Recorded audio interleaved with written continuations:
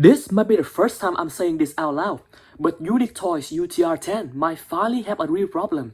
Because what you're looking at right now is not the figures that we were shown months ago or years ago. Magnificent Mecha Optimus Prime just went from overview and questionable to one of the most dangerous MPM contenders we have ever seen.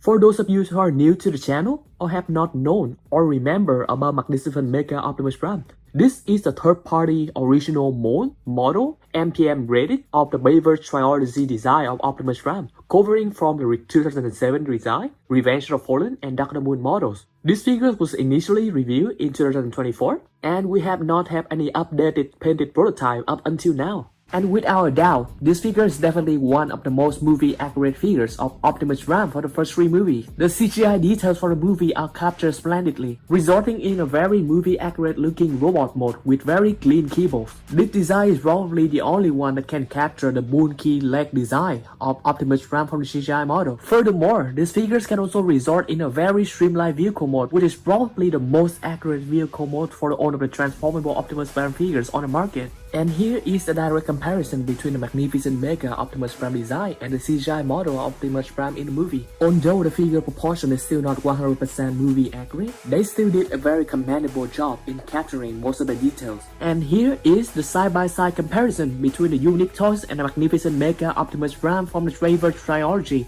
Both of these models were the best, and no doubt the most anticipated Optimus Prime figures to come out after the domination of the movie masterpiece MPM-04 mold and own up its KO version for so long, including the BlackApple Thunder Leader model. They are great, and people have generally agreed that these two are the absolute best to come out on the market. But let's be honest, the Ray prototype was rough. It was round, it was puffy, and almost kind of fat. Compared to the UTR10, it looked like it missed the entire point of the Bayverse Prime silhouette in some angle, and a lot of people wrote it off immediately, especially considering how expensive this model will be, and that was a mistake. The moment this figure got painted, the entire figure snapped into focus. And keep in mind, this is still unfinished. No flame decals, no faded orange on the hood, and transparent parts still got shown throughout the figures, especially on the chest region. Yet somehow, it already looks right. That's exactly how you know the mold itself is strong.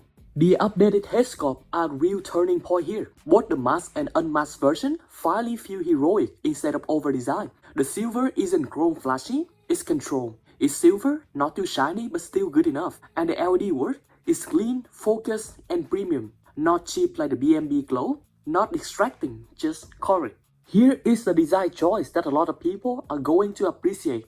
The triple shoulder piston on each side of the shoulder. They are there, but they are not streaming at you. Unlike the UTR10 or CT10 Optimus Prime, where piston dominate the silhouette on the shoulder, Magnificent Mecha hide them just enough. If you care about clean brand profile, this one matters. Now, let's talk about the elephant in the room.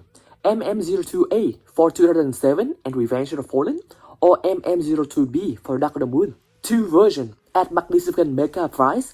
That's a real downside, because the figure's gonna cost around $250 up to $300 each. UTR10 and CT10 actually cover own trilogy design in one body and only have interchangeable parts, so they still have a huge advantage. Magnificent Mecha need to hear that and maybe put everything in one figures. But then you get to the legs and everything changed. These are hands down the best legs ever done on MPM-scale Optimus Prime figures. They are thick, beefy, powerful, and layers. Every other Prime figures look underfed or lack of legs workout next to this. And the feet? There's no compromise. They're perfect. No shortcuts. Easily superior to every MPM style Prime before it, even the upcoming UTR10. Here's something that shocked me. This might be the cleanest Optimus Prime for the back that we have ever seen. No belly, no backpack, no awkward panel ruining the silhouette. Even CT10 or UTR10, as good as they are, finally have real competition here. One of the things that really separate these figures from the rest of the MPM field is the attention paid to smaller and easily overlooked details. Details like the wheel covers integrated into the sides of the feet, which help maintain a clean silhouette instead of leaving exposed vehicle parts hanging out, and is actually accurate to the CGI model. The only other model that actually care about this detail is the UTR10. The double rear wheels are also handled correctly giving the truck mode and robot mode the proper mask without looking overbuilt. And this is also accurate to CGI model that only the BlackApple Optimus Prime cover is before.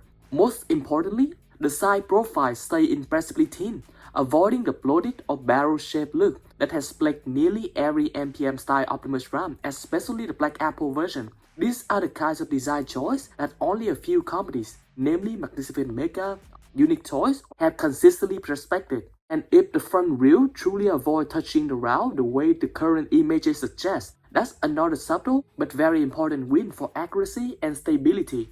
Because generally, all of the MPM related models all have straight up front wheel radially just because they are touching the ground directly every time it's posed. What's especially encouraging is that even the early Ray prototype of the truck mode already looks solid. Proportions were correct, the stance felt natural, and nothing appeared overly compressed or distorted.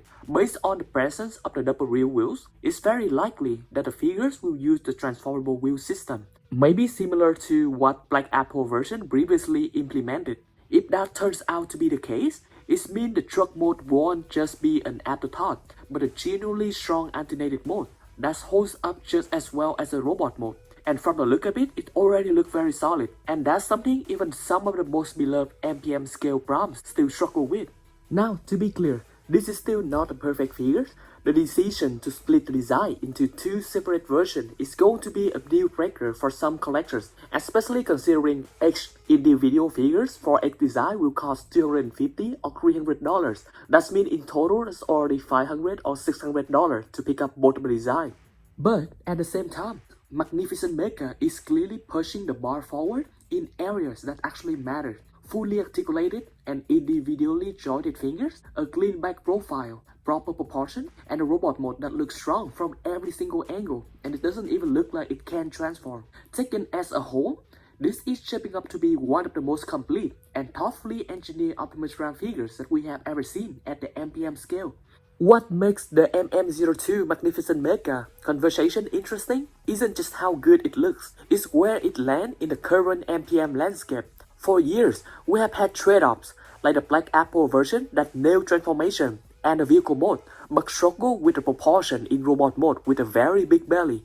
UTR-10 pushed engineering forward, but exposed the piston and boom. And quite frankly, the vehicle mode have some compromise. CT-10 cleaned up the back and overall have a pretty good proportion and waist area, but the crotch area and waist are too thin, and the vehicle modes also have some compromise. MM02 feel like a first time a company step back and ask what's actually modern characters for the last decade.